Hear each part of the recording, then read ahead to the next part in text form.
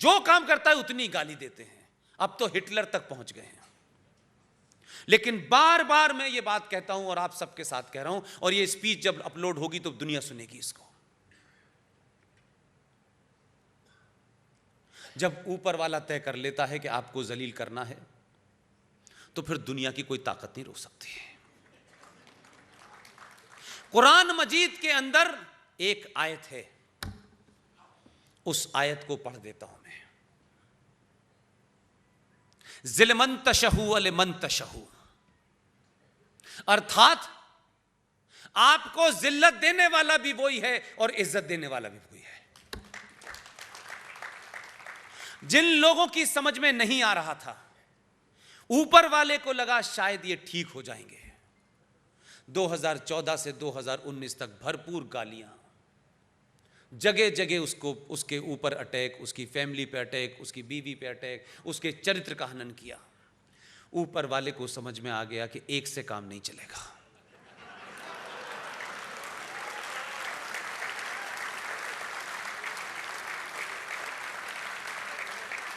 वो सुनता रहा। उसने कहा सबसे ज्यादा गड़बड़ उत्तर प्रदेश में हो रही है, वहीं भेजो।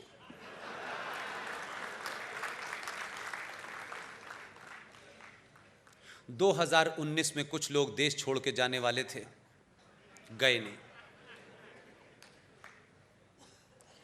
2019 में 282 से बढ़ के वो 303 हो गया। फिर उसने दूसरा बड़ा काम करवाया। अल्लाह की इसी कायनात में जो 1% भी अगर कोई ईमानदार है, जो मुझे मिलता नहीं है मुसलमान, 1% भी होता, तो जो सुबह से शाम तक ये कोका कोला का विज्ञापन होता है, हमारे यहां सब बराबर है, कोई छोटा बड़ा नहीं है। सुनते सुनते कान पक गए। अगर ईमानदार होते, अल्लाह के बंदे होते और अल्लाह का नाम लेके कर रहे होते और कुरान हदीस और शरिया का नाम लेके कर रहे होते, तो सबसे पहले हिंदुस्तान के मुसलमान जाते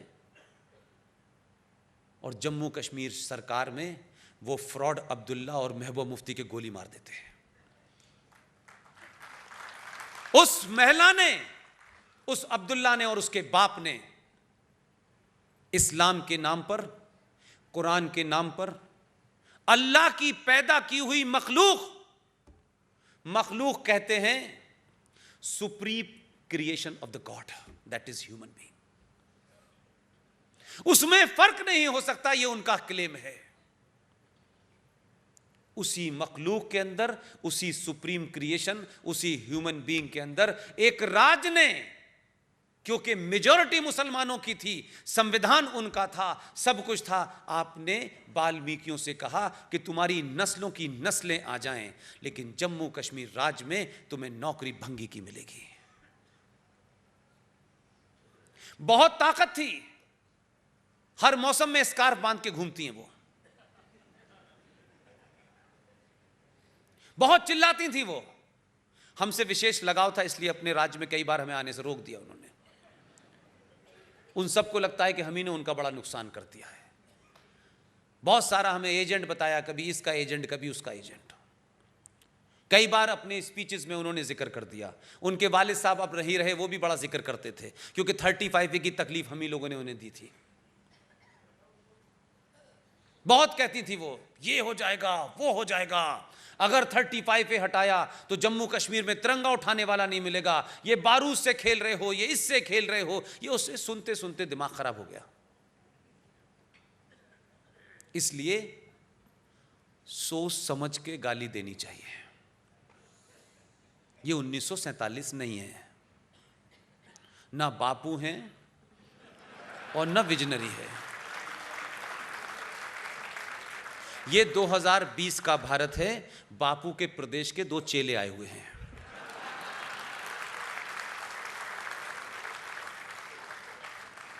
बापू अपना एक गाल आगे कर देते थे, ये दोनों गाल पे एक साथ मारते हैं।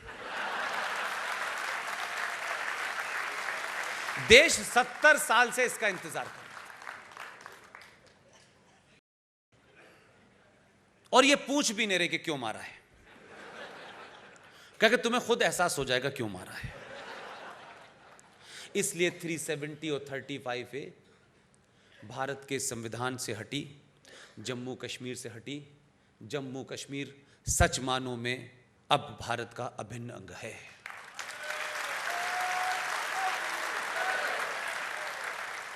इसलिए देश के तमाम धनाढ्य लोग जिन पे बहुत पैसा है, वो अब जम्मू कश्मीर वैसे ही जाएं जैसे शिमला में जाकर के आप फैक्ट्री लगाते हैं। आप भी 2-4 फैक्ट्री लगा दें। मैंने बॉम्बे में राष्ट्रीय वीर सावरकर स्मारक में, उनके परिवार के लोग हैं, उन्हें इस बात के लिए तैयार कर लिया है कि आप श्रीनगर में जाइए और वीर सावरकर स्मारक की एक नई ब्रांच खोल दीजिए।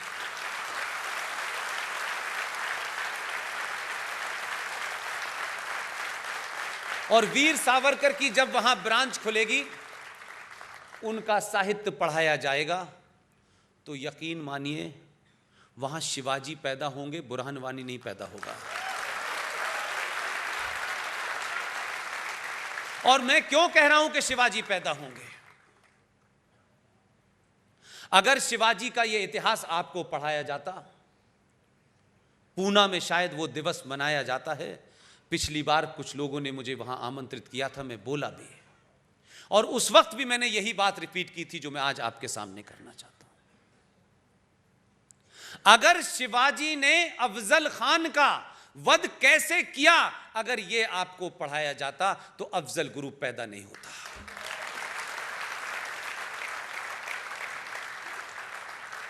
इसलिए मैंने कहा है उन लोगों से कि आप वीर सावरकर पैदा हो न हो, वीर सावरकर का इतिहास जो लोग भी राष्ट्रवादी ताकतें हैं वहां पढ़ाएं। वहां न दुजाना पैदा होने वाला है और न अफजल गुरु पैदा होने वाला है। अब संकट सबसे बड़ा ये है, मैंने इसीलिए कहा कि समाज अगर सही मायने में बदल जाए, थोड़ा सा भी बदल जाए, तो सत्ता दौड़ दौड़ के काम करती है। वो ये नहीं पूछते अरे भाई हमारे पास तो राज्यसभा में हमारे पास बहुमत नहीं है, ये तो नहीं हो सकता। भाई आपका दबाव था कि राज्यसभा में भी खेल कर दिया दोनों ने। भारत के इतिहास में पहली सरकार है कि जिस सरकार के पास जिस सदन में बहुमत नहीं था, उस सदन में ही पहले पास करके दिखा दिया। यह आपका दबाव है। मैं फिर कह रहा हूं, जितना दबाव बनाएंगे दिमाग तेज चलेगा। आप ही का दबाव है। जो भाषा ये देश 70 साल से सुनना चाहता था, वो सड़क पे भी सुन रहा है और संसद में भी सुन रहा है।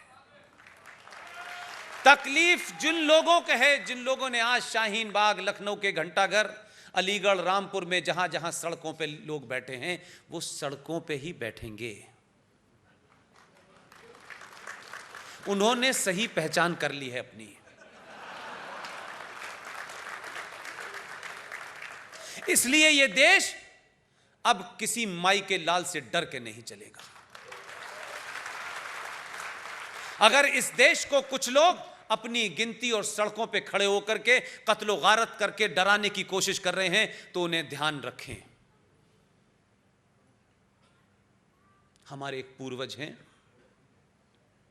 उन पूर्वज का नाम है भगवान परशुराम।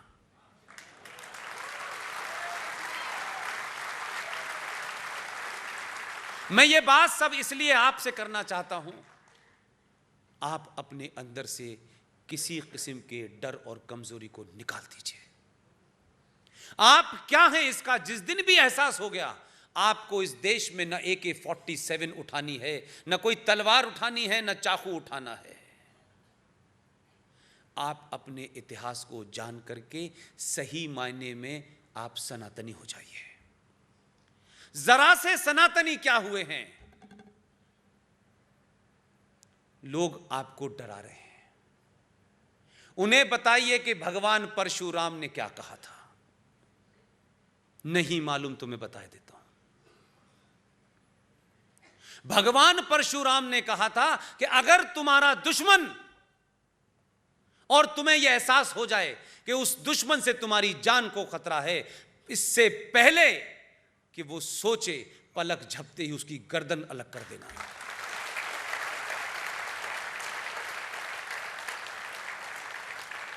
ये खामोश समाज को जो सभ्य समाज है, ये सबसे आखिरी हथियार है। हमें मजबूर मत करो, इतनी गाली मत दो कि हम पूरा देश मोदी और अमित शाह हो जाए।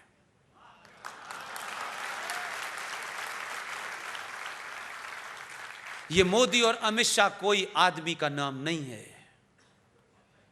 ये कोई आदमी नहीं है। ये 1000 साल तक हिंदुओं के साथ होने वाले अत्याचार की, इस 1000 साल तक आपको डराया धमकाया गया है। क्या क्या इतिहास में हुआ है मैं जानना नहीं चाहता।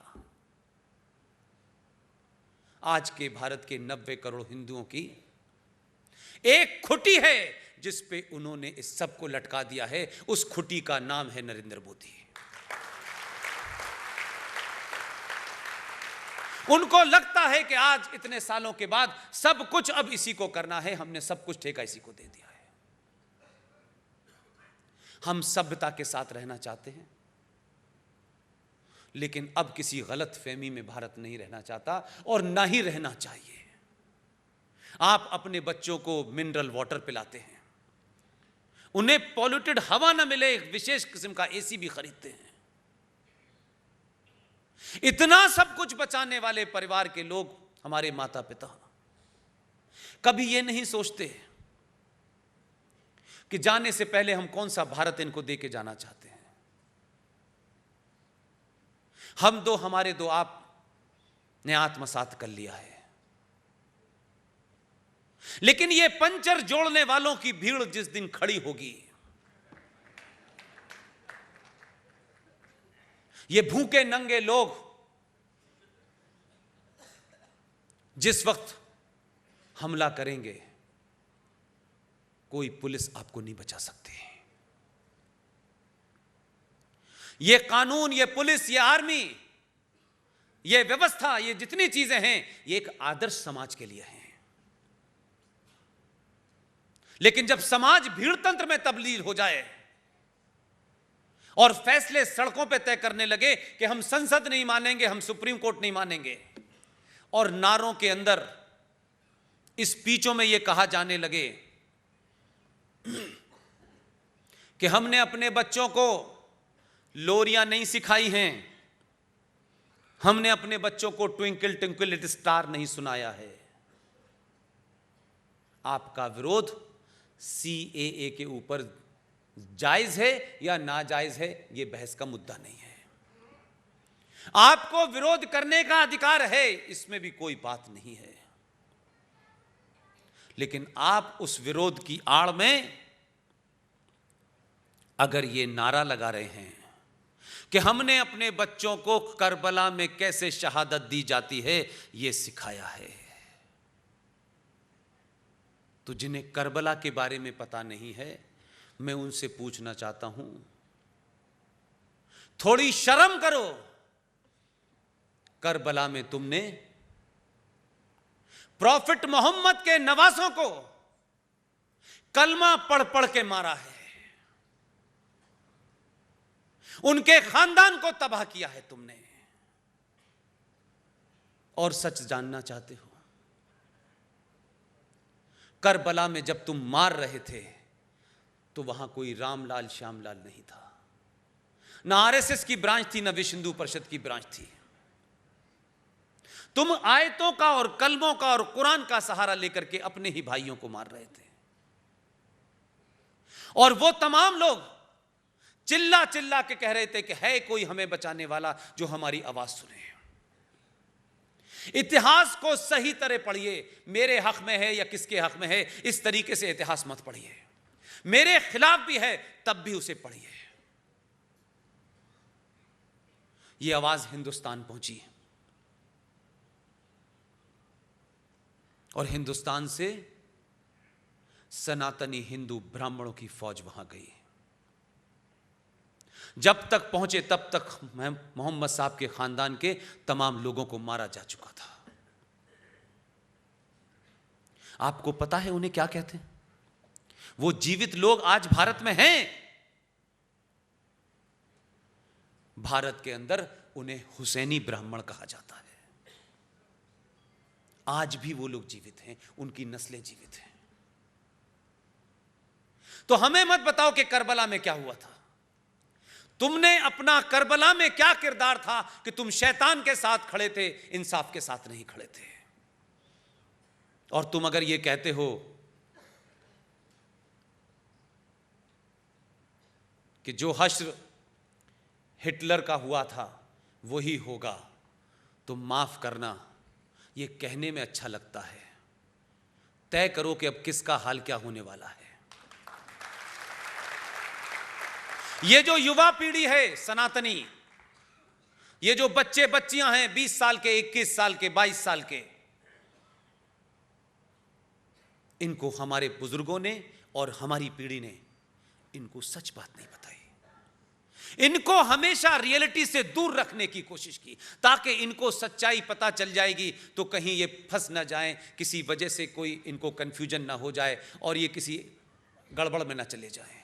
हमने झूठ बोला इसलिए, लेकिन हो उल्टा रहा है। आपने सच बात नहीं बताई, इसलिए इनको सच बात पता नहीं है।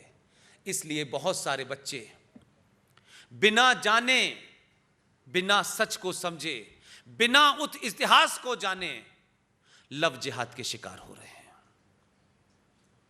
हजारों लोग कन्वर्जन के शिकार हो रहे हैं, क्योंकि वो ये समझते हैं कि जो आज का भारत है, जिसे पाखंड हो रहा है, हिंदुत्व के नाम पे जो पाखंड हो रहा है हमारे देश में, उसको ही वो बेचारे मजहब और धर्म समझते हैं।